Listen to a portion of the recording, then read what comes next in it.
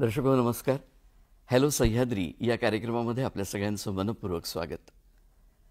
मित्रहो, सध्याचं युग हे माहिती आणि तंत्रज्ञानाचं युग आहे असं आपण म्हणतो. प्रत्येक क्षणी माहितीच्या क्षेत्रामध्ये प्रचंड विस्फोट होतोय. त्याचप्रमाणे तंत्रज्ञानामध्ये देखील प्रत्येकच क्षणी नवीन नवीन संशोधन घडून येत आहे आणि त्याचा परिणाम आपल्या सगळ्यांच्या जीवनावर, आपल्या मानवी जीवनावर होतो आहे. या तंत्रज्ञानाच्या प्रगतीमुळे एकीकडे आपल्या भौतिक जीवनामध्ये आपल्याला सोयी मिळालेल्या आहेत, सवलती मिळाल्या आहेत, पण दुसरीकडे मात्र याचा विपरीत परिणाम आपल्या मानसिक आणि शारीरिक आरोग्यावर देखील होतो आहे. हे देखील नाकारता येणार नाही. कधीकधी हे जे परिणाम आहेत हे गंभीर स्वरूपाचे वळण घेतात आणि मग आपल्याला आठवण होते ती आपल्या डॉक्टरांची. त्यावेळी ते डॉक्टर आपल्याला अगदी देवदूतासारखे भासतात. नवे देवदूतच असतात ते. हे जे डॉक्टर्स आपल्याला सेवा देतात, समाजामध्ये रोग्यांची सेवा करतात, त्यांच्यावर उपचार करतात, या डॉक्टरांनी घेतलेले जे वैद्यकीय शिक्षण आहे ते वैद्यकीय शिक्षण त्यांनी ज्या संस्थांमधून घेतलेला आहे, तो जो अभ्यासक्रम त्यांनी पूर्ण केलेला आहे, त्या अभ्यासक्रमाविषयी माहिती घेणं आपल्याला नक्कीच आवडेलच आणि त्याची माहिती होणं हे देखील क्रमप्राप्त असणं फार गरजेचं आहे. त्यामुळे या संस्थांमधून जे वैद्यकीय शिक्षण दिलं जात आहे त्या वैद्यकीय शिक्षणाची सध्याची स्थिती काय आहे, त्याचप्रमाणे सध्या जागतिकीकरणाचं, वैश्विकीकरणाचं एकंदरीत वारं देखील सर्वत्र वाहत आहे. या परिप्रेक्ष्यामध्ये वैद्यकीय क्षेत्र हे आता वैश्विकीकरणाच्या दृष्टीने देखील वाटचाल करत आहे. तेव्हा हे वैश्विकीकरण जे आहे ते कशा पद्धतीने केलं जाणार आहे, त्याची प्रक्रिया काय असणार आहे, या प्रक्रियेमधली आव्हानं काय असणार आहे, हे देखील जाणून घेणं नक्कीच संयुक्तिक ठरणार आहे. आणि म्हणूनच आजच्या कार्यक्रमाचं खरं तर हे प्रयोजन. तेव्हा आजच्या या कार्यक्रमामध्ये भारतीय वैद्यकीय शिक्षणाचे वैश्विकीकरण याविषयी आपण चर्चा करणार आहोत आणि माहिती प्राप्त करणार आहोत. ही माहिती देण्यासाठी आणि चर्चेमध्ये सहभागी होण्यासाठी माझ्या समवेत स्टुडिओमध्ये आज उपस्थित आहेत केवळ भारतातच नव्हे तर आंतरराष्ट्रीयचं अष्टपैलू नव्हे, चतुरस्त्र आणि अष्टपैलू असं व्यक्तिमत्व असलेले माननीय डॉक्टर वेदप्रकाश मिश्रा. डॉक्टर वेदप्रकाश मिश्रा खरं तर यांचा परिचय म्हणजे एक स्वतंत्र भाषणाचा विषय, इतका त्यांचं कर्तृत्वाचा आलेख खूप मोठा आहे, पण तो सगळ्या शब्दांमध्ये आणि या वेळेच्या आवाक्यामध्ये सामावून घेणं खूप कठीण आहे. तरीही त्यांच्याविषयीच्या फक्त 2-3 गोष्टी नमूद करतो. ते उत्तम वक्ते आहेत, कुशल प्रशासक आहेत, शिक्षण तज्ज्ञ आहेत. वैद्यकीय क्षेत्रातलं त्यांचं योगदान हे वैद्यकीय क्षेत्राचा जो इतिहास आहे त्याच्यामधलं एक अत्यंत महत्त्वाचं व्यक्तिमत्व म्हणून त्यांचं नाव या इतिहासाला त्याची नोंद करावीच लागणार आहे. याशिवाय सध्या ते Datta Meghe institute of higher education and research या अभिमत विद्यापीठाचे प्रकुलगुरू म्हणून कार्यरत आहेत. त्याचप्रमाणे association of medical educators of India या संस्थेचे ते अध्यक्ष आहेत. International council of global network for medical health professions and bioethics education या संस्थेचे ते सर्वसाधारण सचिव देखील आहेत. त्यांची अनेक पुस्तकं प्रकाशित झाली आहेत. त्यांना अनेक राष्ट्रीय आणि आंतरराष्ट्रीय पुरस्कारांनी देखील सन्मानित करण्यात आलेलं आहे. तेव्हा आजच्या या विषयासंबंधी आपण त्यांच्याकडून जाणून घेऊया. सर नमस्कार. कार्यक्रमामध्ये आपलं मनपूर्वक स्वागत. मी आत्ताच म्हटल्याप्रमाणे की जागतिकीकरणाचे वारे वाहू लागले आहेत, नवीन शैक्षणिक धोरण होत आहे, पण या परिप्रेक्ष्यामध्ये सध्या भारतीय वैद्यकीय शिक्षण जे आहे त्या भारतीय वैद्यकीय शिक्षणाची नेमकी सद्यस्थिती काय आहे ते आधी आपण जाणून घेऊया. शिक्षणमधला व्यावसायिक शिक्षण हा एक फार मोठा भाग असतो आणि म्हणून व्यावसायिक शिक्षण ज्याचं वैद्यकीय शिक्षण त्याच्यातला एक मोठा भाग आहे, त्याचं सर्वांग विचार करणं फार महत्त्वाचं आहे. मी खूप मागे घेऊन जात नाही, पण वैद्यकीय शिक्षण भारतामधला जो वेस्टर्न मेडिसिन म्हणून इंग्रजांबरोबर या देशात आला, त्याचे स्वरूप कालांतरामध्ये बदलत गेले. परंतु या स्वरूपांचा जर खऱ्या अर्थानं आपल्याला गोषवारा घ्यायचा असेल तर याला आपल्याला 3 टप्प्यांमध्ये बघणं आवश्यक आहे. जगाला खऱ्या अर्थानं इन्स्टिट्यूशनलाइज वैद्यकीय शिक्षण हे 1910च्या नंतर प्राप्त झालं आणि ते प्राप्त होण्यामागे एक फार मोठं कारण असं होतं की कार्नेगी फाउंडेशन अमेरिकेमध्ये त्यांनी फ्लेक्सर नावाच्या माणसाखाली एक कमिशन नेमलं. त्यांनी कॅनडा आणि अमेरिकामधले तत्कालीन 155 महाविद्यालयांचा अभ्यास केला आणि मग त्याला अनुसरून एक खूप मोठं अहवाल दिला आणि त्या अहवालाला फ्लेक्शनर्स रिपोर्ट असं म्हटलं जातं. या अहवालामुळे जे पहिलं मॉडेल ऑफ मेडिकल एज्युकेशन किंवा वैद्यकीय शिक्षण निर्माण झालं, जे जगाने राबवलं. आणि याला भारत अनटच नाही आहे, कारण तेव्हा भारत गुलाम होता. इंग्रजांनी तो मॉडेल अस्तित्वात आणल्यामुळे भारतातही फ्लेक्शनेरियन मॉडेल ऑफ मेडिकल एज्युकेशन हे 1910 मध्ये स्थापित झालं. याच वेळी 2-3 महत्वाच्या घटना यांची नोंद घेणं आवश्यक आहे. 1902 मध्ये जो ब्रिटिशर्सनी एज्युकेशन कमिशन नेमलं होतं, त्याचा रिपोर्ट 1904 मध्ये आला आणि त्या रिपोर्टच्या अनुषंगानं एक रिकमेंडेशन म्हणून 1916 मध्ये इंडियन मेडिकल डिग्रीज ऍक्ट हे कायदा पास करण्यात आलं ब्रिटिश पार्लमेंटमध्ये. आणि याच्यामुळे या देशात जो वैद्यकीय शिक्षण फ्लेक्शनेरियन मॉडेलच्या माध्यमातून देशाच्या विद्यापीठाच्या माध्यमातून दिलं जात होता, त्याच्या डिग्री प्रदान करण्याचा अधिकार त्या विद्यापीठांना 1916 मध्ये प्राप्त झाला. म्हणजे खऱ्या अर्थानं या देशातली पहिली मेडिकल डिग्री जे देशातल्या विद्यापीठांना आपल्या अधिपत्याखाली दिलं, त्याचा अधिकार 1916 मध्ये आला. तरी पण त्या एज्युकेशन मधले जे ग्रॅज्युएट्स निघत होते त्यांचं रजिस्ट्रेशन भारतामध्ये होत नसत. ते general medical council of Great Britain जी होती त्याच्यात त्यांची नोंद असायची आणि त्याला प्रॅक्टिस करण्याचा अधिकार इथे असायचा. 1933 मध्ये दुसरा महत्वपूर्ण कायदा जो निर्माण करण्यात आला, ज्याला आपण म्हणतो इंडियन मेडिकल काउन्सिल ऍक्ट 1933, ज्याची अंमलबजावणी 1934 मध्ये झाली, तेव्हा पहिली भारतीय वैद्यक परिषद या नावानं गठीत करण्यात आली आणि त्या परिषदेला डॉक्टर ग्रॅज्युएट्सचं नाव नोंद करण्याचा अधिकार प्राप्त झाला आणि तो एका परीनं पहिलं इंडियन मेडिकल रजिस्टर हे निर्मित झालं. 1915 ऑगस्ट 1947 मध्ये आपण स्वतंत्र झालो. याचबरोबर 1946 मध्ये भोर कमिशन अपॉइंट झालं होतं, ज्याच्यातून वैद्यकीय शिक्षक आणि त्याची उपादेयता, शिक्षण आणि उपचार पद्धती मॉडर्न मेडिसिनची, याच्यावरचा तो रिपोर्ट आहे, ज्याच्यावरून 3 tiers of health, primary, secondary, tertiary, त्यामध्ये मी शिरत नाही, मी एज्युकेशन पर्यंत आपल्याला मर्यादित ठेवतो. 1948 मध्ये पहिलं एज्युकेशन कमिशन डॉक्टर सर्वपल्ली राधाकृष्णनच्या अध्यक्षतेखाली लावण्यात आलं. त्याच्यामधून 2 महत्वाचे कायदे जे 1956 मध्ये पारित झाले, त्याचं पहिलं कायदा म्हणजे युनिव्हर्सिटी ग्रांट्स कमिशन ऍक्ट 1956 आणि Indian medical council act 1956. 1956 Indian medical काउन्सिलच्या ऍक्टमुळे 1934चा जो कायदा होता तो रिपील झाला आणि खऱ्या अर्थानं या देशात पहिली भारतीय वैद्यक परिषद, ज्याचं पहिलं भारतीय अध्यक्षपद हे डॉक्टर BC रॉयांना मिळालं, ती पहिली भारतीय वैद्यक परिषद आहे, ज्याच्यात आपण इंडियन मेडिकल रजिस्टर आणि स्टँडर्ड्स ऑफ वैद्यकीय शिक्षण याचं नियमन करण्याचा अधिकार त्या भारतीय वैद्यकीय परिषदेकरता आला. मॉडेल ऑफ एज्युकेशन जो होता तो फ्लेक्शनेरियन मॉडेल होता आणि एका परीनं तोच मॉडेल वेस्टर्न मेडिसिनचा जागतिक लेवलवरती होता, ज्याला आपण फॉर्मेटिव्ह मॉडेल ऑफ वैद्यकीय शिक्षण असं म्हणतो. 1970च्या दशकात वर्ल्ड हेल्थ ऑर्गनायझेशननी आवश्यक त्या गोष्टींकरता काही वैद्यकीय शिक्षणामध्ये बदल व्हावे याकरता त्यांनी एक दुसरं मॉडेल प्रपोज केलं आणि या मॉडेलला जागतिक स्वरूपात जे नामांकन देण्यात आलं त्याला आपण रिफॉर्मेटिव्ह मॉडेल ऑफ WHO असं म्हणतो. या मॉडेलचं वैशिष्ट्य हे असं होतं की ओरिजिनल मॉडेलमध्ये शिक्षक याला खूप महत्व प्राप्त होतं. या मॉडेलमध्ये अशी सूचना करण्यात आली की शेवटी सर्वात मोठा घटक विद्यार्थी आहे. कुठलंही मॉडेल हो जोपर्यंत विद्यार्थी केंद्रित होत नाही तोपर्यंत तो मॉडेल खऱ्या अर्थानं न्याय देऊ शकेल किंवा नाही या बाबतीत यक्ष प्रश्न निर्माण होऊ शकतात.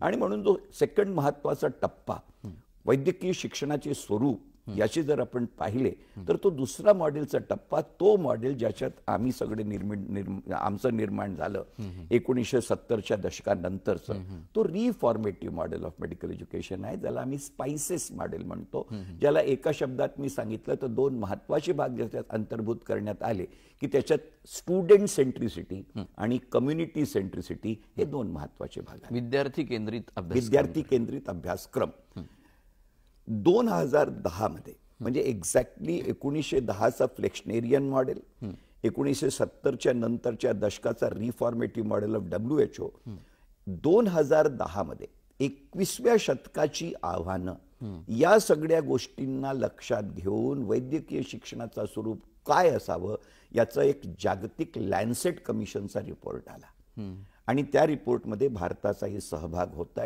भारताचाही रिप्रेझेंटेटिव्ह त्याच्यात होता आणि त्याला जे नाव देण्यात आलं ते transformative model of medical education आहे, ज्याच्यात क्षमता आधारित कॉम्पिटन्सी बेस्ड एज्युकेशन हा महत्वाचा टप्पा त्याच्यात सांगण्यात आलेला आहे. म्हणून 3 टप्पे जर आपण पाहिले तर ओरिजिनल 1910चा मॉडेल फॉर्मेटिव्ह मॉडेल जो टीचर सेंट्रिक मॉडेल आहे, 1970च्या नंतरच्या दशकाचं WHO मॉडेल जो स्टुडंट सेंट्रिक मॉडेल आहे, तिसरा मॉडेल जो ट्रान्सफॉर्मेटिव्ह मॉडेल आहे. जर आपण एका पूर्ण शतकातलं शिफ्ट म्हटलं तर इन्फॉर्मेटिव्ह मॉडेल पासून रिफॉर्मेटिव्ह मॉडेल आणि रिफॉर्मेटिव्ह मॉडेलच्या नंतर आता 21व्या शतकातलं ट्रान्सफॉर्मेटिव्ह मॉडेल हे विद्यापीठ हे वैद्यकीय शिक्षणाच्या मॉडेलचे 3 महत्वपूर्ण टप्पे आहेत. ट्रान्सफॉर्मेटिव्ह मॉडेल भारतात आपण त्या सगळ्या गोष्टींना अनुसरून ज्याला competency based model of medical education म्हणतो, हे आपण देशात 2019 मध्ये सुरू केलं आहे. फार विनम्र महाविद्यालय मी आपल्याला सांगू शकतो. अगदी निश्चितच खूप महत्त्वाचं योगदान आपण या निमित्ताने या वैद्यकीय शिक्षणाच्या क्षेत्रामध्ये दिलेलं आहे, कारण तोच आकृतिबंध आता संपूर्ण देशामध्ये एकसूत्रीपणाने लागू केला गेलेला आहे आणि तो स्वीकारला गेलेला आहे. सर, याविषयी आपण आणखी चर्चा करणार आहोत, पण कार्यक्रमात वेळ झाली एक छोट्याशा विश्रांतीची. तेव्हा दर्शक हो, कार्यक्रमात घेत आहोत एक छोटीशी विश्रांती.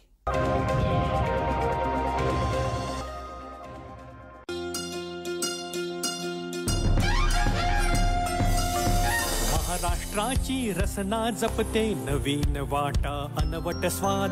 अनवट स्वाद, लोकल ते ग्लोबल, चविष्ट खाद्य पदार्थांची लज्जतदार आणि स्वादिष्ट यात्रा, सोबत उत्कृष्ट आणि अनुभवी मार्गदर्शक. त्या वाटांवर खाद्य संस्कृती मना मनाला घाली साध. कशी कोट अनवट स्वाद प्रसारण दर सोमवार आणि मंगळवारी सकाळी 11:30 आणि सायंकाळी 4 वाजता दूरदर्शनच्या सह्याद्री वाहिनीवर. अनवट स्वाद. सह्याद्री वाहिनीच्या YouTube चॅनलवर आणि फेसबुक पेजवरही हे प्रसारण आपल्यासाठी उपलब्ध आहे. अनवट स्वाद. अनेक दशकांपासून आपण ऐकत आलोत आकाशवाणी, नंतर आली मनोरंजनाची क्रांती, तेव्हा कानाकोपऱ्यात पोहोचलं दूरदर्शन. नाही बदलली कहाणी, नाही झाला शैलीत बदल. ज्या कथा आपण ऐकत आलो त्याच आता ऐकूयात डिजिटल. आता ॲप डाउनलोड करा आणि विनामूल्य पहा.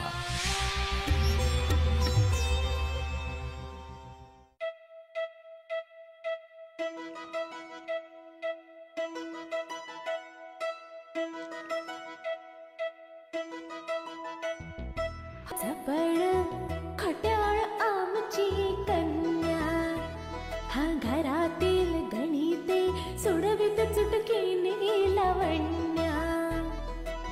लय भारी सूरत न्यारी, घरी दारी रण शेजारी, नटखट ही चटपट ही स्वाट ही बहुगुणी आवडी सर्वांना.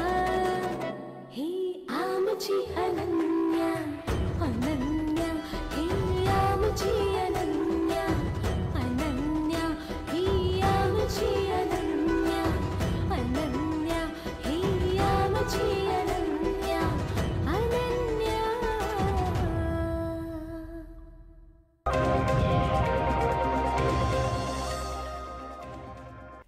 विश्रांतीनंतर कार्यक्रमात आपल्या सगळ्यांचं पुन्हा एकदा मनपूर्वक स्वागत. सर, विश्रांतीपूर्वी आपण एकंदरीतच जो शैक्षणिक आकृतिबंध लागू करण्यात आला आहे त्याच्याविषयी विस्तृत आणि अतिशय छान माहिती आपण दिलीत. आता असं बोललं जातं की आपल्या भारताच्या लोकसंख्येच्या तुलनेमध्ये डॉक्टरांची संख्या तेवढी नाही आहे, कमी आहे. तर नेमकी काय स्थिती आहे, आपण काय सांगाल या क्षेत्रात कार्यरत असताना?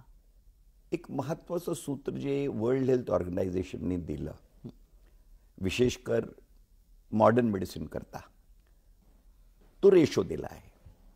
तो अनुपात असा आहे की फॉर एव्हरी 1000 पॉप्युलेशन एक डॉक्टर मॉडर्न मेडिसिनचं असलं पाहिजे. बरं.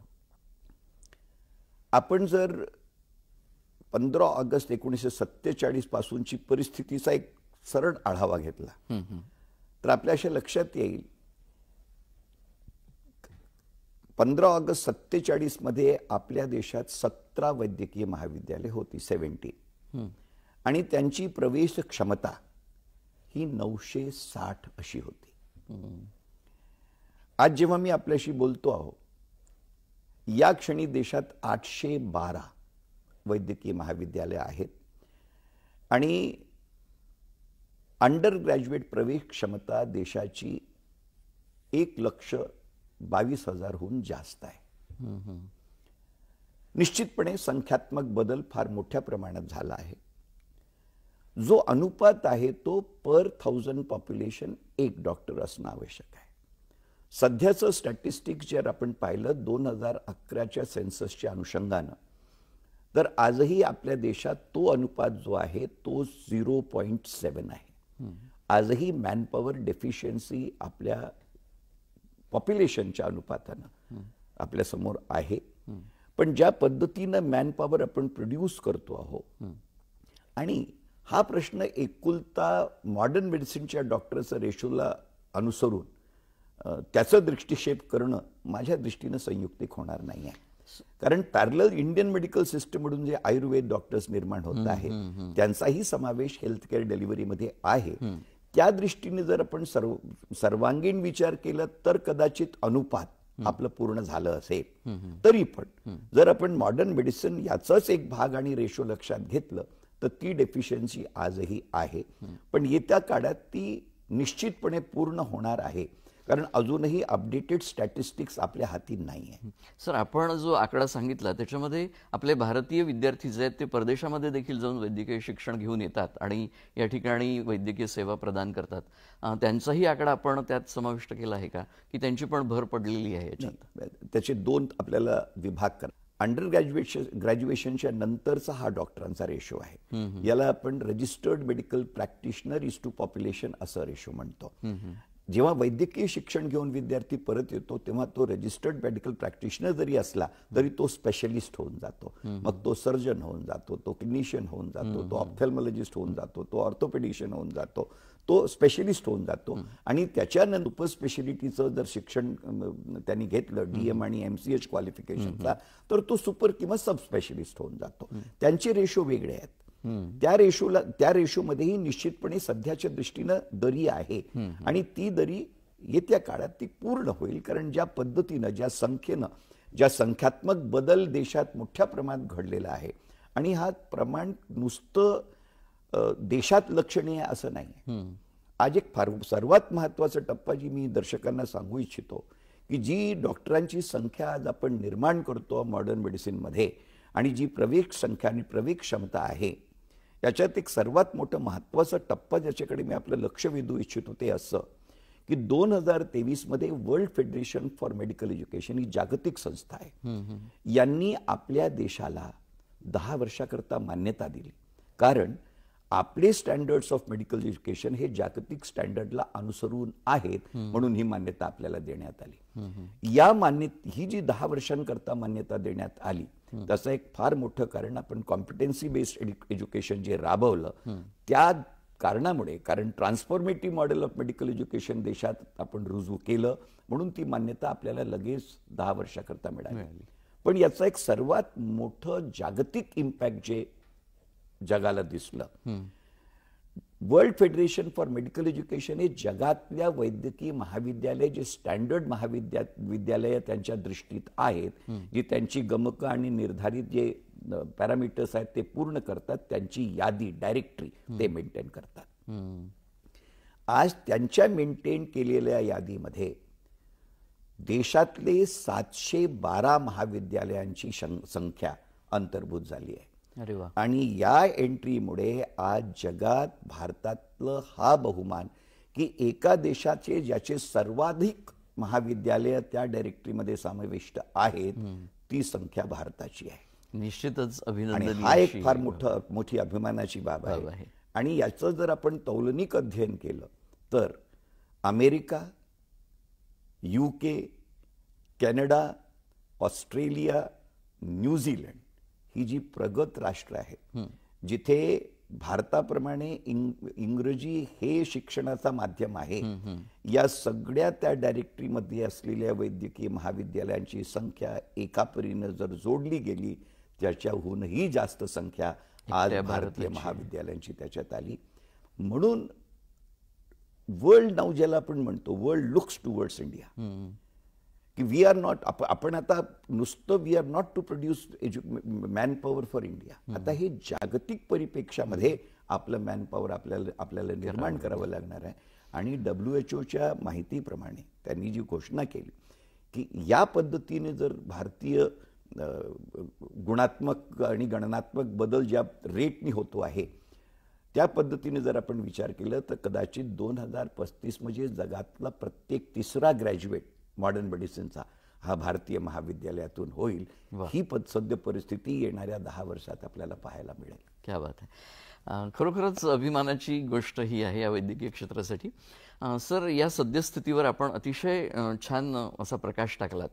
आता नवीन शैक्षणिक धोरण येऊ घातलेलं आहे, तर ह्या नवीन शैक्षणिक धोरणामध्ये वैद्यकीय अभ्यासक्रमाची स्थिती काय असणार आहे आणि तो कसा असणार आहे? नवीन शैक्षणिक धोरण निश्चितपणे त्याच्यात अनेक गोष्टी अशा आहेत ज्या कॉम्पिटन्सी बेस्ड मेडिकल एज्युकेशनमध्ये तशाच समाविष्ट होऊन गेल्या आहेत. फ्लेक्सिबिलिटी ऑफ एज्युकेशन ज्याच्यात आहे, इलेक्टिव्हचा जो भाग आहे त्याला एक जो कॉम्पिटन्सी आधारित, कौशल्य आधारित तो शिक्षण असलं पाहिजे. सर्टिफिकेशन हा 360 डिग्रीमध्ये असलं पाहिजे. प्रोग्रेशन हा परफॉर्मन्स अप्रेझल कंटिन्युअस असलं पाहिजे.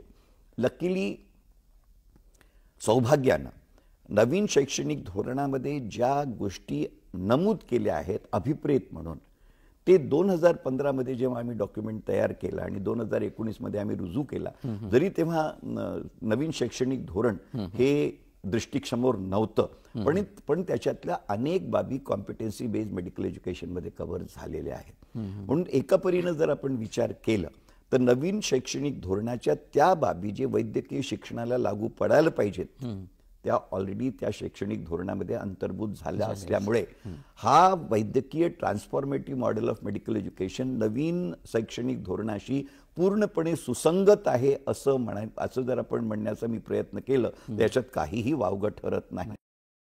पद्धतीनं त्याला अनुसरून आहे. आणि कदाचित याच्याचमुळे म्हणजे जो केंद्रबिंदू नवीन शैक्षणिक धोरणात घेण्यात आलेला आहे तो पूर्णपणे याच्यात प्रतिबिंबित होत असल्यामुळे, आणि काही बाबी अशा आहेत ज्या कदाचित वैद्यकीय शिक्षणाला लागू पडत नाही, तर त्या दृष्टीनंही एका परीनं जर आपण विचार केलं तर नवीन शैक्षणिक धोरण आणि transformative model of medical education जे देशात आपण सध्या राबवतो आहोत ते एकमेकाशी पूर्णपणे सुसंगत आहे. सर, आपल्या देशामध्ये सामान्यपणे वैद्यकीय शिक्षण 3 पातळ्यांवरून किंवा 3 संस्थांच्या माध्यमातून दिलं जातं.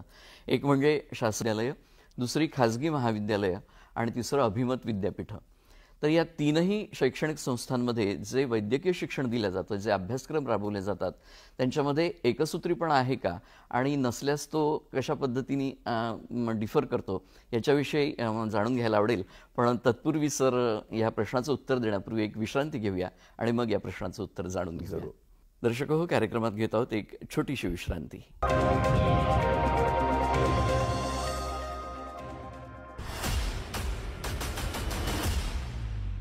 क्रीडा विश्वातील ताज्या घडामोडींवर आधारित कार्यक्रम क्रीडांगण.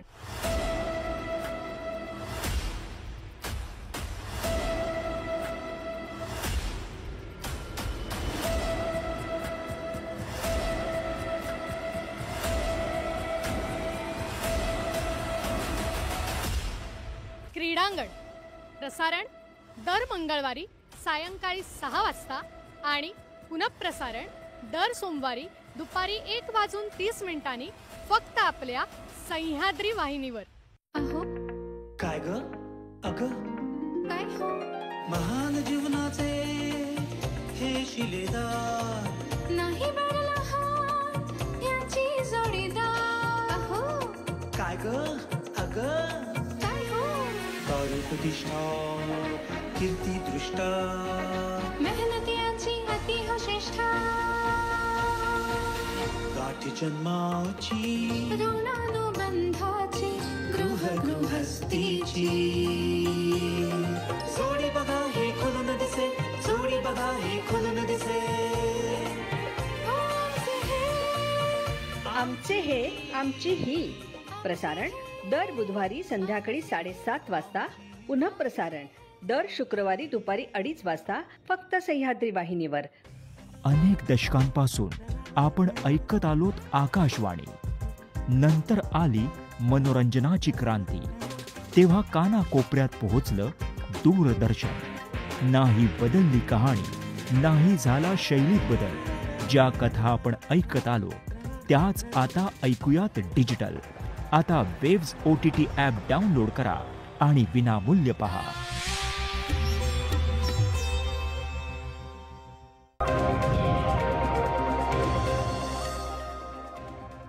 हॅलो सह्याद्री या कार्यक्रमामध्ये आपल्या सगळ्यांचं पुन्हा एकदा विश्रांतीनंतर मनपूर्वक स्वागत. भारतीय वैद्यकीय शिक्षणाचं वैश्विकीकरण या विषयावर आज या कार्यक्रमामध्ये आपण चर्चा करत आहोत आणि सहभागी तज्ज्ञ आहेत सन्माननीय डॉक्टर वेदप्रकाश मिश्रा.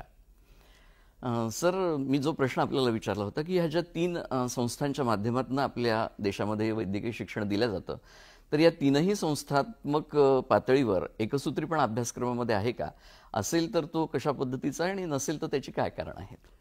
सर्वात मोठा वैशिष्ट्य मी आपल्याला सांगू इच्छितो वैद्यकीय शिक्षणाचा की तो सगळ्या ठिकाणी नेचर ऑफ इन्स्टिट्यूशन काही असो, शासकीय विद्यालय असो, गैरशासकीय असो, अभिमत विद्यापीठ असो, कार्यक्रम आणि अभ्यासक्रम एकच आहे. बरं. आणि कदाचित याचंही काही क्रेडिट जर आपण देत असाल तर तुम्ही माझ्यासारख्याला द्यायला हरकत याकरता नाही. कारण हे गमक 1997 मध्ये ग्रॅज्युएट मेडिकल एज्युकेशन रेग्युलेशन, एज्युकेशनला रेग्युलेशनच्या फॉर्ममध्ये सुप्रीम कोर्टाच्या निर्णयाच्या अनुषंगानं हे करण्याचा अधिकार जेव्हा भारतीय वैद्यकीय परिषदेला मिळालं आणि त्यांनी दिलेला रेग्युलेशन संपूर्ण देशाला बंधनकारी राहील असं जेव्हा सुप्रीम कोर्टाचा निर्वाळा आला, त्याच्यानंतर पहिलं ग्रॅज्युएट मेडिकल एज्युकेशन रेग्युलेशन ज्याच्यातून पूर्ण देशाला युनिफॉर्म अभ्यासक्रम देण्यात आलं, तेही लिहिण्याचं सद्भाग्य मला प्राप्त आहे. आणि म्हणून हे 1997 मध्ये युनिफॉर्मिटी ऑफ अभ्यासक्रम for medical education under graduate, 2000 मध्ये पोस्ट ग्रॅज्युएट, 2000 मध्ये पोस्ट ग्रॅज्युएट मधला सुपर स्पेशालिटी, 2000 मध्ये कोड ऑफ मेडिकल एथिक्स रिकमेंडेशनच्या जागी रेग्युलेशनच्या फॉर्म मध्ये पूर्ण देशात ज्याला आपण सबऑर्डिनेट लेजिस्लेशन प्रक्रिया म्हणतो त्या अनुषंगानं एक फार मोठं बदल असं झालं की देशात अभ्यासक्रमाला युनिफॉर्मिटी आली. म्हणून आज मी अगदी अधिकारवाणीनं सांगू शकतो की जे गव्हर्नमेंट मेडिकल कॉलेजमध्ये शिकवलं जातं आणि जे अभ्यासक्रमाच्या अनुषंगानं अभ्यासक्रम, परीक्षा पद्धती आणि टीचिंग लर्निंग प्रोसेस हे गव्हर्नमेंट मेडिकल कॉलेज नागपूरमध्ये आहे, तेच कन्याकुमारीच्या कॉलेजमध्ये आहे, तेच काश्मीरच्या कॉलेजमध्ये आहे, तेच अटकमध्ये आहे, तेच कटकमध्ये आहे, तेच गुवाहाटीमध्ये आहे, तेच कोयंबतूरमध्ये आहे, तेच कॅलिकटमध्ये आहे. एक फार मोठं युनिफॉर्मिटीचा डायमेन्शन. पण तरी हे जे बेसलाईन करिक्युलम दिला आहे याला विद्यापीठांनी अपग्रेड करण्याचा अधिकार, संबंधित विद्यापीठांनी त्याच्यात जर त्याला काही अजून अपग्रेडेशन करायचे असतील तो अधिकार त्यांना आहे. पण यशाची छेडछाड करण्याचा अधिकार त्यांना नाही आहे. ते याला डाऊनग्रेड नाही करू शकत, ते याला सबजुगेट नाही करू शकत, ते याला कॉम्प्रोमाइज नाही करू शकत. म्हणून युनिफॉर्मिटी हा एक सर्वात मोठा गमक आहे. आजही जेव्हा अनेक जागतिक फोरमवरती मला प्रतिनिधित्व करण्याचं सद्भाग्य मिळतो तेव्हा जग माझ्याकडे इतक्या आश्चर्य आणि कुतूहलजनक दृष्टीनं पाहतो की doctor Mishra, how is it that you have been in a position to put across a uniformity across all 800 and more medical colleges in your country? माझं युकेचा मित्र जो रिप्रेझेंटेटिव्ह तो सांगत होता की साहेब आमच्याकडे 14 विद्यालय आहेत, 14 विद्यालयांमध्ये आम्हाला युनिफॉर्मिटी आणता येत नाही आणि तुम्ही 800हून जास्त महाविद्यालयामध्ये युनिफॉर्मिटी आणली ही कशी? जगाला एक फार मोठं कुतूहलचा विषय आहे, पण हीच आपली जमेची बाजू आहे, हेच आपलं सर्वात मोठं ॲसेट आहे. आणि म्हणून या दृष्टीनं नवीन कॉम्पिटन्सी बेस करिक्युलम हँडल करणं सोपं व्हावं म्हणून आपण फॅकल्टी डेव्हलपमेंट प्रोग्राम, शेवटी कॅपॅसिटी बिल्डिंग जे अकॅडमिक स्टाफ कॉलेजेस इतर शैक्षणिक संदर्भामध्ये करत असतात ती मुभा वैद्यकीय शिक्षणाला नाही आहे. म्हणून फॅकल्टी डेव्हलपमेंट प्रोग्राम आपण मेडिकल काउन्सिल आणि आता नॅशनल कमिशनच्या वतीनं राबवलं आणि आज जवळपास 1 लाखहून अधिक जास्त संख्या जी प्राध्यापकांची आहे त्याच्यातल्या 80% जास्त लोक transformative model of medical एज्युकेशनला handle करण्याकरता जो बेसिक टेक्नॉलॉजिकल कोर्स राबवण्यात येतो त्याच्यात ते प्रशिक्षित झाले आणि ती क्षमताही आपण देशात निर्माण केलेली आहे. म्हणून या बाबतीत देशातल्या कुठल्याही मनात काळजी असण्याचं कारण असू नये की निमशासकीय महाविद्यालय, गैरशासकीय महाविद्यालय, अभिमत विद्यापीठ सगळ्यांकडे अभ्यासक्रम, शिक्षणाची पद्धत, परीक्षाची पद्धत ही पूर्णपणे युनिफॉर्म आहे. मी हे सांगू शकणं कठीण आहे की ते स्टँडर्ड्स बरोबर युनिफॉर्म असतील का, ती सब्जेक्टिव्ह व्हेरिएशन्स असतात, ती त्यांच्या मर्यादांनुसार होतात, त्याला त्या कॉम्पेन्सेट करत असतात.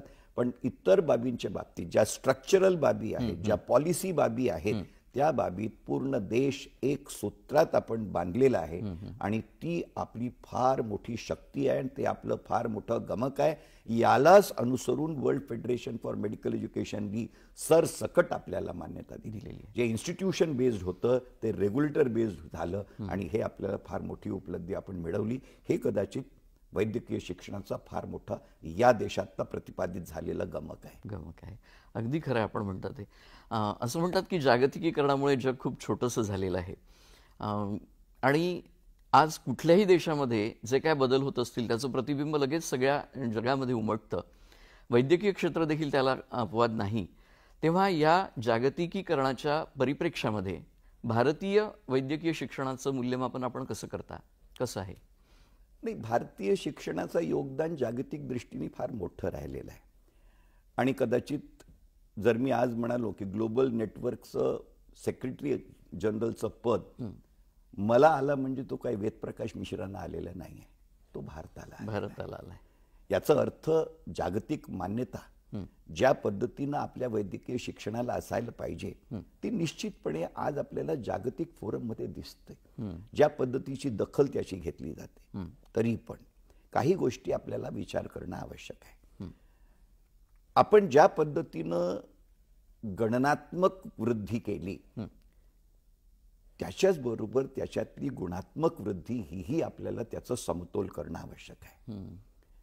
क्वांटिटेटिव्ह मल्टिप्लिकेशनमध्ये जर क्वालिटेटिव्हली तडजोड होत असेल तर ती आपल्याला पोषक नाही. म्हणून त्या दृष्टीनं विचार करणं खूप आवश्यक आहे. आणि इथेही मी अत्यंत विनम्रपणे सांगतो की नॅशनल अकॅडमी ऑफ मेडिकल सायन्सेसनी जो नॅशनल टास्क फोर्स 2024मध्ये गठीत केलं, ज्याचं अध्यक्षपद माझ्याकडे होतं, आम्ही रिपोर्ट दिला आहे की क्वालिटी सेंट्रिक मेडिकल एज्युकेशनच्या दृष्टीनं आपण ज्या पद्धतीनं जागतिक लीडर म्हणून एमर्ज झालो आहोत आणि आपण विश्वगुरू या दिशेनं आपल्या वैद्यकीय शिक्षणाचा प्रयाण आहे, त्या दृष्टीनं त्याच्यात ज्या काही आवश्यक बाबी आहेत त्या बाबतीत आम्ही पूर्णपणे टास्क फोर्सच्या माध्यमातून सूचना केल्या आहेत. त्याच्यातल्या 2-3 प्रमुख सूचना जे मी निश्चितपणे दर्शकांना सांगू इच्छितो की शेवटी सर्वात मोठं ओझं जे वैद्यकीय शिक्षणाच्या स्टँडर्ड्स आहे तो शिक्षकांवरती आहे आणि शिक्षकांची कॅपॅसिटी बिल्डिंग. कारण शेवटी कसं आहे, सामयिक बदलानुसार टेक्नॉलॉजीच्या प्रभावाखाली जो शैक्षणिक संदर्भ बदलतात आणि जागतिक टेक्नॉलॉजी ज्या पद्धतीनं गतिमान आहे, म्हणजे जे क्लासिकली म्हणतात की information explosion, scientific development, scientific advancement यांची गती इतकी प्रचंड मोठी आहे की आता तर लोक म्हणतात की in technological domain what is relevant in the forenoon becomes absolutely obsolete in the afternoon. याच्याशी शैक्षणिक संदर्भ कुठल्या पद्धतीने त्याच गतीनं जुळून असावे आणि म्हणून याच्यावरती एक सूत्र जो आम्ही फॉर्म्युलेशन प्रतिपादित केलं की जे ट्रेडिशनल मॉडेल होतं, शेवटी कसं आहे की technology should not take away the touch part of medicine. Exactly. Human touch शिवाय मेडिसिन, ह्युमनायझेशन शिवाय मेडिसिन, ह्युमनायझेशनच्या गमकांशिवाय वैद्यकीय शिक्षण याला काहीचा अर्थ उरत नाही. We are not talking of a robotic medicine which will be of the robots, for the robots and by the robots. It is, even if it is one health, primarily it is of the human beings, by the human beings and for the human beings with human touch. आणि म्हणून या मॉडेलमध्ये आपण जर लक्षात घेतलं तर balances कुठल्या पद्धतीने साध्य केले पाहिजे. जुना मॉडेल जो होता फ्लेक्शनरचा तो हाय टच नो टेक, त्याच्यात टेक्नॉलॉजी नव्हती. आम्ही ज्या मॉडेलमध्ये शिकलो त्याच्यात हाय टच लो टेक. पण आता जो मॉडेल असावा आणि जो 21व्या शतकाचा मॉडेल असलं पाहिजे ज्या दृष्टीनं आपण प्रयाण करतोय तो कसा आहे, इट इज हाय टच. तो कॉम्प्रोमाइज होता का माने, पण high tech. Okay. So where we started from was high touch no tech. Where we were it was high touch low tech. Where we ought to be is high touch and high tech. High touch and high tech हा model जागतिक model. संतुलित ते व्हावं महत्वाचं आहे. टेकमध्ये, टेक्नॉलॉजीमध्ये touch गुमशुदा होता कामा नये, तो हरवला जाऊ नये. आणि हाच क्लिनिकल टच भारतीय वैद्यकीय शिक्षणाचा स्थायी भाव आहे. त्याला टेकची सांगड इरोड न करता हेच भारतीय शिक्षणाचा सर्वात मोठं केंद्रबिंदू आहे. सर, खूप छान पद्धतीने तुम्ही या प्रश्नाचं उत्तर दिलंय. आणखी आपण या विषयावर चर्चा करणार आहोत, पण कार्यक्रमात घेऊया एक छोटीशी विश्रांती. दर्शक हो, कार्यक्रमात घेऊया एक छोटीशी विश्रांती.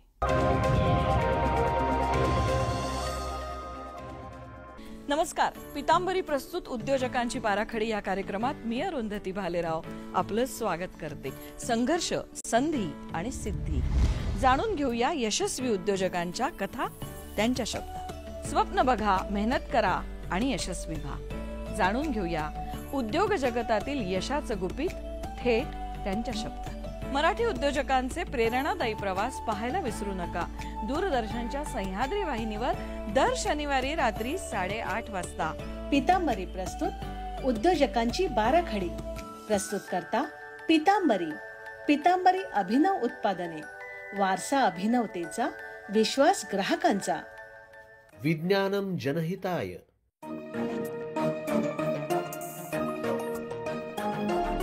तर्क सुसंगत विचार सरणी, तंत्रज्ञाने होते प्रगती. देई मानवा सुख समृद्धी, निसर्ग अन्विज्ञान. विज्ञानाच्या रंजक गोष्टी व्यापून घेई सारी सृष्टी. जगण्यातील विज्ञान आणिक विज्ञानातील जगणे. विज्ञानम जनहिताय, विज्ञानम जनहिताय. विज्ञानम जनहिताय. प्रसारण दर रविवारी सकाळी 9:30 वाजता आणि पुनःप्रसारण दर शनिवारी रात्री 9 वाजता फक्त आपल्या सह्याद्री वाहिनीवर.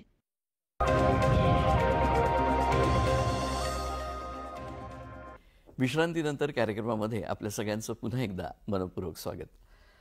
सर, या विश्रांतीपूर्वी आपण एकंदरीतच जागतिकीकरणाच्या परिप्रेक्ष्यामध्ये वैद्यकीय शिक्षण आपलं कसं आहे याच्यासंबंधी माहिती दिली. आता आपलं जो महत्त्वाचा विषय आपल्या मुख्य चर्चेचा आहे तो म्हणजे वैश्विकीकरणाचा. ही जी वैद्यकीय शिक्षणाचं वैश्विकीकरण करण्याची प्रक्रिया आहे ती नेमकी काय आहे आणि कशी असणार आहे? वैश्विकीकरणाचं जो मूळ स्वरूप वैद्यकीय या संदर्भाने आपण लक्षात घेतलं पाहिजे ते असं की ग्लोबल चार्टरमध्ये हेल्थ हे फंडामेंटल नीड हे स्वीकारण्यात आलं.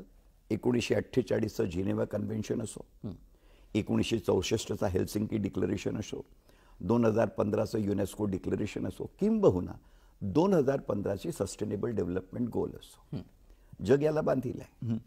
आणि म्हणून हेल्थ नीड्स हे आता जागतिक इनइक्विटीज जरी असल्या तरी हेल्थ नीड्स हे युनिव्हर्सल आहेत. आणि ते नुसते युनिव्हर्सल आहेत असं नाही आहे. Those needs are required, they are taken as legitimate fundamental needs आणि ते फंडामेंटल राईट्स आला आहे. भारतीय संविधानाच्या आर्टिकल 21 मध्ये health is a fundamental right which is guaranteed to every citizen. So human right, fundamental right आणि त्याची पूर्तता ही जगाची आवश्यकता आहे. म्हणून जो हेल्थ फोर्स आहे तो नुसतं मर्यादित राहणार आहे का? लोकल नीड्स करता राहणार आहे का? राष्ट्रीय नीड्स करता राहणार आहेत का? की आंतरराष्ट्रीय नीड्स त्यांचंही समावेश त्याच्यात असावं? आणि डेमोग्राफिक ट्रान्सफरेबिलिटी ही इतकी रॅपिड आहे, इन्फॉर्मेशन एक्सप्लोजन हा इतका रॅपिड आहे, हेल्दी प्रॅक्टिसेस इतक्या मोठ्या प्रमाणात आहेत की इंग्लंडच्या हेल्दी प्रॅक्टिसेस भारताने स्वीकारल्या पाहिजे, भारतातल्या हेल्दी प्रॅक्टिसेस इंग्लंडमध्ये स्वीकारल्या गेलं पाहिजे.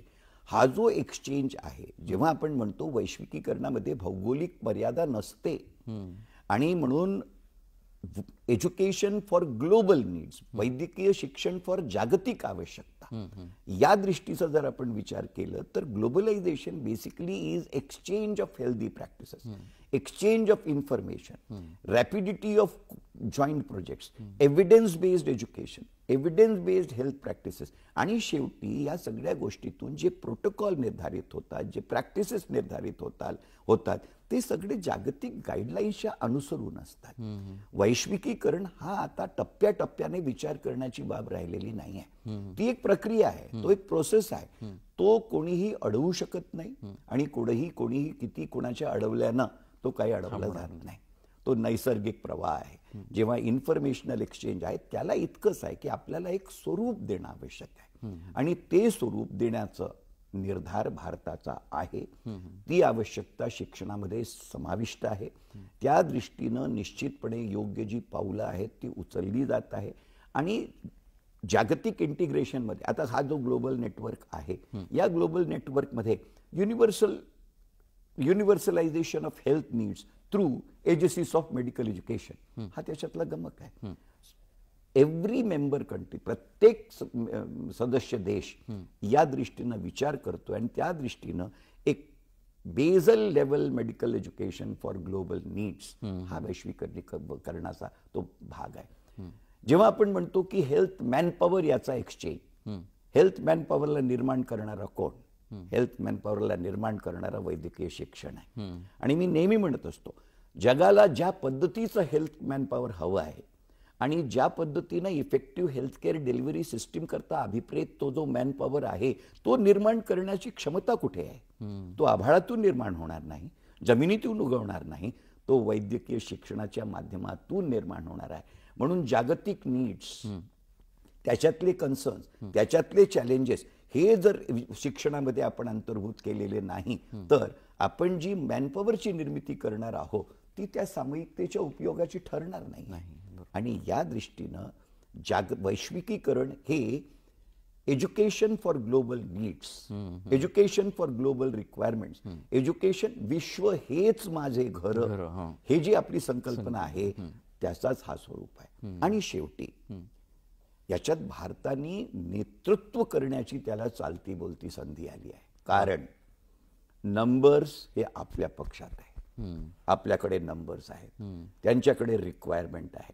त्या रिक्वायरमेंट आणि आपले नंबर यांची सांगड आपण वैद्यकीय शिक्षणातून जर घालून घेतली, टेक इट फ्रॉम मी, आदरणीय प्रधानमंत्री जेव्हा म्हणतात की भारत विश्वगुरु था और भारत का विश्वगुरु होना लाजमी है, तेव्हा मी अगदी उघडपणे सांगू इच्छितो आणि मी काही तिलिस्मकार नाही आहे, मी काही जादू म्हणून सांगत नाही आहो, पण या देशाला विश्वगुरु होण्याची सर्वात कमी काळात जर कुठल्या एका माध्यमानं संधी आहे आणि ती संधी साध्य होणार आहे तो म्हणजे वैद्यकीय शिक्षण, वैद्यकीय शिक्षण आणि वैद्यकीय शिक्षण हीच होय, हा माझा ठाम मत आहे. वा. आणि ती वैश्वगुरु होण्याची जी वाटचाल आहे ती या वैद्यकीय क्षेत्रातून व्हावी असं एक आशावाद या ठिकाणी व्यक्त करू. 100%. सर, आता कृत्रिम बुद्धिमत्ता हा देखील एक औत्सुक्याचा विषय सगळीकडे आहे आणि मानवी जीवनाच्या सगळ्याच अंगांना आता कृत्रिम बुद्धिमत्तेचा स्पर्श होणारच आहे. वैद्यकीय क्षेत्र देखील त्याला अपवाद नसणार आहे. तेव्हा वैद्यकीय शिक्षण किंवा वैद्यकीय क्षेत्र आणि कृत्रिम बुद्धिमत्ता याविषयी आपण थोडक्यात काय सांगाल? हे बघा, शेवटी एक गोष्ट आपण लक्षात घेतली पाहिजे की आता त्याला आपण कृत्रिम बुद्धिमत्ता वगैरे हा कोलोक्युअल टर्म झाला, तो आर्टिफिशियल इंटेलिजन्स म्हणून राहिलं नाही. त्याचं नॉमेनक्लेचर आता बदललं आहे, तो ऑगमेंटेड इंटेलिजन्स झाला आहे. बरं. आता हे आपण जे कोलोक्युअल भाषेत बोलतो आर्टिफिशियल इंटेलिजन्स, तो ऑगमेंटेड इंटेलिजन्स आहे. आणि ऑगमेंटेड इंटेलिजन्स किंवा कृत्रिम बुद्धिमत्ता आपण ज्याला म्हणतो, हे त्याच टेक्नॉलॉजीचा भाग आहे जे सायंटिफिक डेव्हलपमेंटचा एक अंतर्भूत स्वरूप आहे. आणि म्हणून वैद्यकीय शिक्षण काय, कुठलाही शिक्षण त्याला अपवाद नाही. आज डाटा ॲनालिटिक्स जे कृत्रिम बुद्धिमत्तेचा कोर बिंदू आहे, आज machine learning, deep learning, convoluted neural network, forward neural network, ही सगळी जी विधा, डाटाबेस जितकं मजबूत आहे तितकं आर्टिफिशियल इंटेलिजन्स त्याच्यातून उभारून येतं. हे एक मोजलेलं प्रिन्सिपल आहे. मेडिकल एज्युकेशनमध्ये कृत्रिम बुद्धिमत्ता हे अंतर्भूत करणं याकरता आवश्यक आहे. Ultimately health care, modalities of healthcare, dimensions of healthcare, analytics of healthcare, precision in healthcare, augmentation of patient outcome, ही जितक्या गोष्टी केल्या जातात या सगळ्या गोष्टींमध्ये कृत्रिम बुद्धिमत्ता हे फार महत्त्वाचा गमक आहे किंवा फार मोठं फॅसिलिटेटर आहे.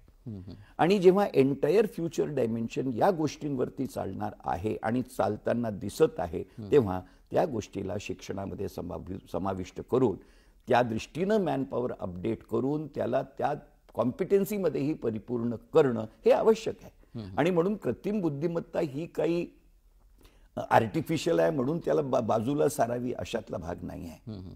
जे वापरात आहे आणि जे वापरण्यात जागतिक हित आणि प्रिसिशन दिसतो आहे त्याला आपण कॉम्पिटन्सीमध्ये अंतर्भूत करणं हे आवश्यक आहे. यालाच updating of the education with contemporary requirements of the world for mitigating futuristic challenges, यालाच दृष्टिक्षेप म्हणतात, यालाच दूरगामी विजन म्हणतात. आणि म्हणून ते आता एक चर्चेची बाजू न राहता तो एक अत्यावश्यक भाग आहे आणि त्याचं अंतर्भूत होणं गरजेचं आणि ते झालेलं आहे आणि ते होतो आहे. कृत्रिम बुद्धिमत्तेशिवाय आता पर्याय नाही, तो एक अविभाज्य भाग आहे असं आपल्याला म्हणता येऊ शकतं. सरळ म्हणणं आहे, बुद्धिमत्ता ही बुद्धिमत्ता असते. आणि म्हणून मी नेहमी म्हणत असतो, behind every machine there will be a man, because man will create the machine, machine will never create the man. म्हणून आधी बुद्धिमत्ता राहील आणि मग ऑगमेंटेशन ऑफ बुद्धिमत्ता. इट इज ऑलमोस्ट लाईक, जर मी क्लासिकल उदाहरण दिलं तर मी बघू शकत होतो, ती माझी दृष्टी होती, पण मला मायक्रोस्कोपची गरज पडली, मी मायक्रोस्कोपिकली पाहू शकलो. आणि मला टेलिस्कोपची गरज पडली, मी टेलिस्कोपिकली पाहू शकलो. Microscopic and telescopic multiplication of core intelligence is augmented intelligence. क्या बात आहे. अतिशय समर्पक उदाहरण आपण दिलं सर. पुन्हा थोडंसं थांबावं लागतं कारण कार्यक्रमात वेळ झाली आहे छोट्याशा विश्रांतीची. दर्शक हो, कुठेही जाऊ नका, आम्ही लगेचच परतत आहोत. कार्यक्रमात घेत आहोत एक छोटीशी विश्रांती.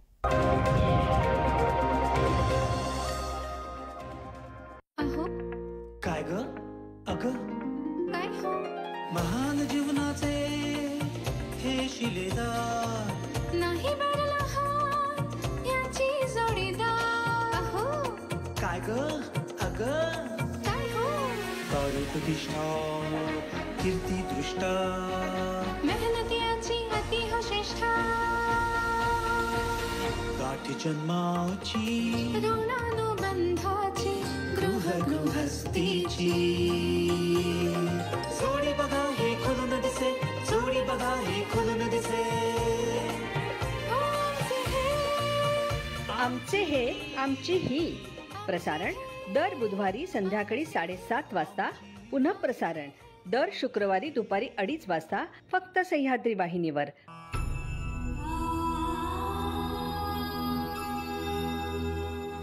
निसर्गाची हात जर आपण ऐकली नाही ना, तर निसर्ग आपल्या डोक्यावरचा हात काढून घेणार.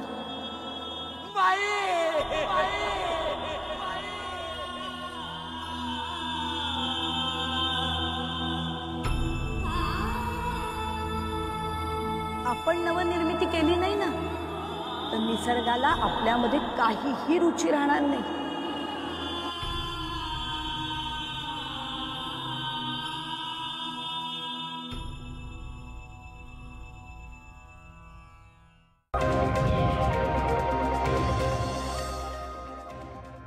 हॅलो सह्याद्री या कार्यक्रमात विश्रांतीनंतर आपलं पुन्हा एकदा मनपूर्वक स्वागत.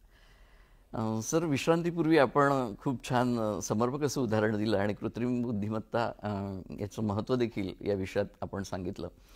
वैश्विकीकरणाची ही जी प्रक्रिया आपण बोललो ज्याच्यावर, त्या प्रक्रियेमध्ये काही आव्हानं आहेत का, काही समस्या आहेत का आंतरराष्ट्रीय पातळीवर किंवा आपल्या भारताच्या दृष्टीने? त्याविषयी आपण काय सांगाल थोडक्यात? कुठल्याही दिशेने आपण वाटचाल केली तर तिथे आव्हानं असतात. आव्हानं नाकारून चालत नाही, आव्हानं झुगारून आव्हानं मिटत नाही. आव्हानं ते ठरतात, तेच ग्लोबल लीडर्स ठरतात. आव्हानं आहेतच. ॲडव्हेंट ऑफ टेक्नॉलॉजीचं आव्हान आहे, अपडेट ऑफ टेक्नॉलॉजीचं आव्हान आहे, पण ही सगळी आव्हानं मात केली जाऊ शकतात अशी आव्हानं आहेत. आणि त्याच्यावरती मात करण्याचे सार्वत्रिक प्रयत्न होत आहेत, पॉलिसीमध्ये होत आहेत, देशाच्या शीर्ष नेतृत्वाच्या आधारावरती होत आहेत, आणि शैक्षणिक संदर्भातही त्याची पदोपदी आपल्याला केंद्रबिंदू असे दिसतात. म्हणून आव्हानं नाहीत असं म्हणणाऱ्यांपैकी मी नाही आहे. आव्हानं प्रत्येक गोष्टीमध्ये असतात, आणि हे तर जागतिक पातळीवरती जेव्हा आपण पुढाकार नेण्याचा प्रयत्न करतो तिथे आव्हानं आहेत.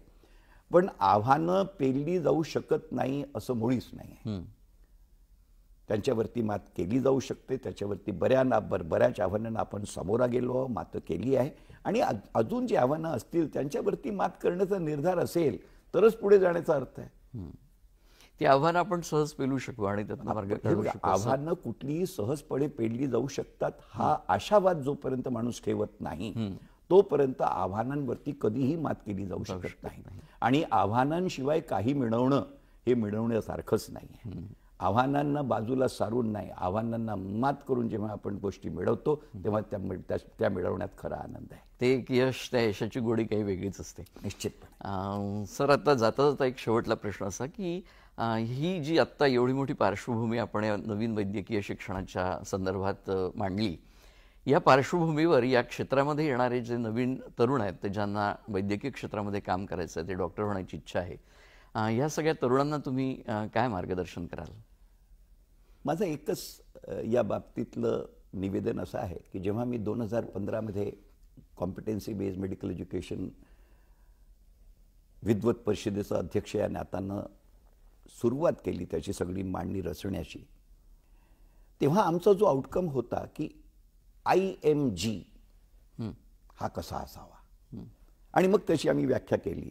आणि त्या व्याख्या करत असताना आम्ही ऑब्जेक्टिव्ह सांगितले की तो कॉन्फिडेंट असावा, कॉम्पिटंट असावा, तो कन्सर्न्ड असावा, तो कम्पॅशनेट असावा. ही उद्दिष्ट आहेत, ही जागतिक उद्दिष्ट आहेत. आणि त्यांनी रजिस्टर्ड मेडिकल प्रॅक्टिशनर पास तो झाला, उत्तीर्ण तो झाला, मग तो कसा असावा, मग त्याची 7 गुण रेनबो कॉन्टेम्प्लेट करण्यात आलं की तो गुड क्लिनिशियन असावा, गुड कम्युनिकेटर असावा, गुड प्रोफेशनल असावं, good leader of the health team असावा, लाईफ लॉंग लर्नर असावं, क्रिटिकल थिंकर असावं, आणि कीन रिसर्चर असावा. This become the rainbow of it. आणि याला आम्ही म्हटलं की this is what IMG would be. IMGचा अर्थ होता इंडियन मेडिकल ग्रॅज्युएट. हे मी 2015 डोक्यात ठेवलं होतं. पण आज जेव्हा मी आपल्याशी बोलतो आहे आणि 2015 नंतर 2019, 2023 आणि आज 2025 हे 10 वर्षाचा टप्पा गाठल्यानंतर बरं झालं आज तुमच्याशी बोलण्याची संधी मिळाली. मी इथून सांगतोय की आता हा IMG या वैश्विकीकरण आणि या 2023च्या नंतरच्या वैद्यकीय शिक्षण ज्याला वर्ल्ड फेडरेशन फॉर मेडिकल एज्युकेशननी 10 वर्षात करता मान्यता दिली, आणि येथून पुढले 10 वर्ष हा IMG इंडियन मेडिकल ग्रॅज्युएट नाही, हा IMG will be international medical graduate. I for Indian will get transformed into I for international, and therefore he will not just be a national doctor, he will be a global doctor for global cause, for global health needs, for global healthcare delivery system. आणि तेच भारताचा वैद्यकीय शिक्षणाच्या माध्यमातून विश्वगुरुपद आहे. खूप छान संदेश आपण दिला सर. खरोखरच भारत हा वैद्यकीय क्षेत्राच्या माध्यमातून विश्वगुरुपदावर जाईलच अशी खात्री बाळगूया, असा आशावाद या ठिकाणी व्यक्त करूया. आज आपण अतिशय व्यस्त अशा कार्यक्रमामधून आलात, खूप मनमोकळी आणि खूप सोप्या शब्दामध्ये इतकी छान माहिती आम्हाला दिली, आमच्या दर्शकांना दिली, याबद्दल नागपूर दूरदर्शनच्या वतीने मी आपला मनपूर्वक आभार मानतो आणि थांबतो. खूप खूप नमस्कार.